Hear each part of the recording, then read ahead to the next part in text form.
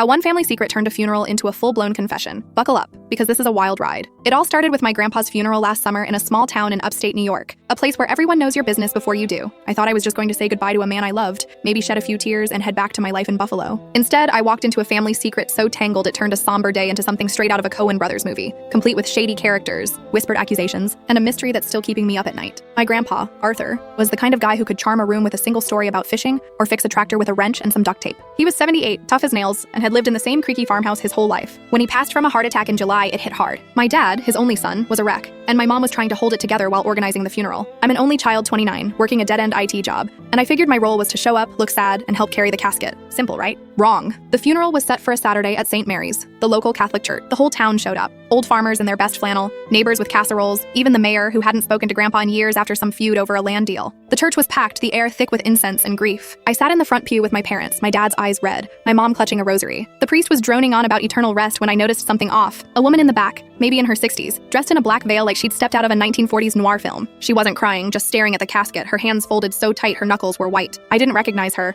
which was weird in a town of 2,000 where everyone's related or might as well be. After the service, we headed to the cemetery for the burial. That's when things got strange. As the casket was lowered, the veiled woman approached my dad. She didn't say a word, just handed him an envelope, turned, and walked away. My dad, already a mess, shoved it in his pocket without looking. I figured it was a condolence note or maybe a donation for the church. Grandpa was big on charity, but my mom saw it happen and her face went pale like she'd seen a ghost. Who was that? I asked her. She just shook her head and said, nobody. Let's go. The reception was at the farmhouse, a sprawling old place with peeling paint and a porch that sagged like it was tired of holding up the family's secrets. People milled around, eating potato salad and swapping stories about Grandpa's legendary poker games. I kept an eye on my dad, who was quieter than usual, sitting in Grandpa's old recliner, staring at that envelope like it might bite him. Finally, curiosity got the better of me. Dad, what's in it? I asked. He sighed, tore it open, and pulled out a single sheet of paper. His hands shook as he read it. Then he crumpled it up and stuffed it back in his pocket. It's nothing, he said, but his voice cracked. I wasn't buying it. That night, after everyone left and my mom was cleaning up, I cornered him in the kitchen. Dad, come on. What's going on? He looked at me, his eyes tired, and said, it's not my story to tell. That's when I knew something was seriously wrong. My dad's not the secretive type. He's the guy who overshares about his fantasy football league. I let it go, but I couldn't shake the feeling that the envelope was a bomb waiting to go off. The next morning, I found the crumpled paper in the trash. I know, snooping's not cool, but I had to know. It was a handwritten note, old school cursive, and it read, Arthur owed me. The land isn't yours. Check the deed. M. No last name, no explanation, just that. My first thought was, what the hell? The farmhouse and the 50 acres around it had been in our family for generations. Grandpa always said it was his legacy, the one thing he'd passed down to my dad, then to me. What did this M person mean, the land isn't yours? I showed the note to my mom, thinking she'd brush it off. Instead, she dropped the coffee mug she was holding, and it shattered on the floor. Where did you get that? She snapped. I told her about the woman at the funeral, and her face went from pale to gray. You need to leave this alone, she said, but her voice was shaking. That's when I knew this wasn't just some random crank. My mom's the calm one in the family, the one who handles everything. If she was rattled, this was big. I couldn't let it go. The next day, I drove to the county clerk's office to check the deed. The clerk, a guy named Tom who'd known Grandpa forever, pulled the records. The deed listed Arthur as the owner, clear as day, but there was a weird annotation from 1972, a lien filed by someone named Margaret Hensley. It claimed she had a 50% stake in the property due to an unfulfilled agreement. The lien was never resolved, just sitting there like a legal landmine. I asked Tom who Margaret was, and he shrugged. Haven't heard that name in years. She used to live out by the creek, but she left town decades ago.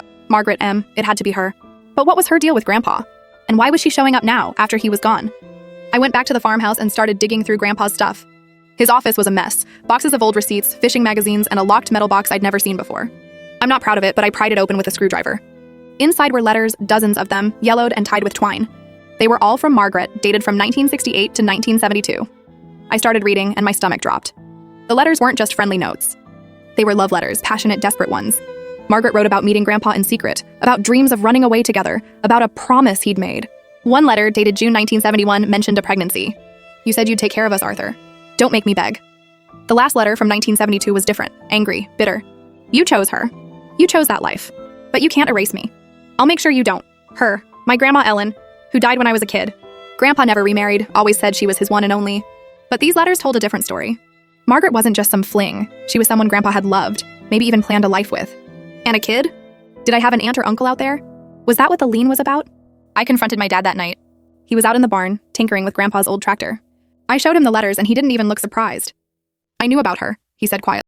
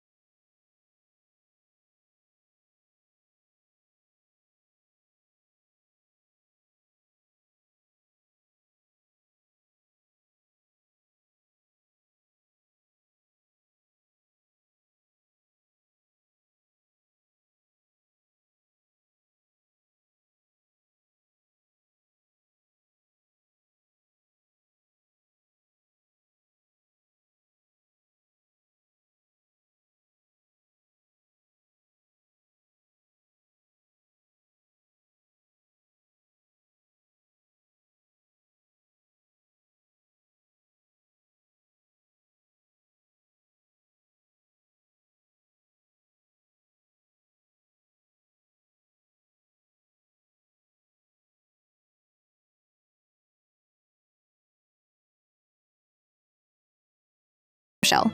In 1972, Grandpa had paid Margaret $10,000, big money back then, to settle a dispute. Frank didn't know the details, but he said it was hush money, and the lien was never lifted because Margaret refused to sign off. Now the family's in chaos.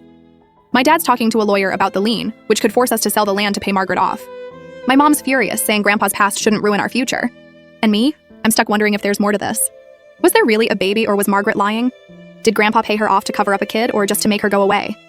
And why did he keep those letters, locked away like a confession? The funeral was supposed to be closure. Instead, it's opened a Pandora's box. I keep thinking about Grandpa, the man who taught me how to fish, who'd sneak me candy when Mom wasn't looking. Was he a liar, a coward? Or just a guy who made a mistake and spent his life trying to bury it? I don't know what's worse, losing the land or losing the version of him I thought I knew.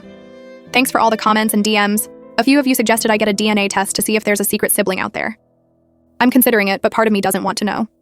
My dad's hired a lawyer to fight the lien, but Margaret's not backing down. She sent us a letter last week, claiming she has proof of her claim to the land, but she won't say what it is.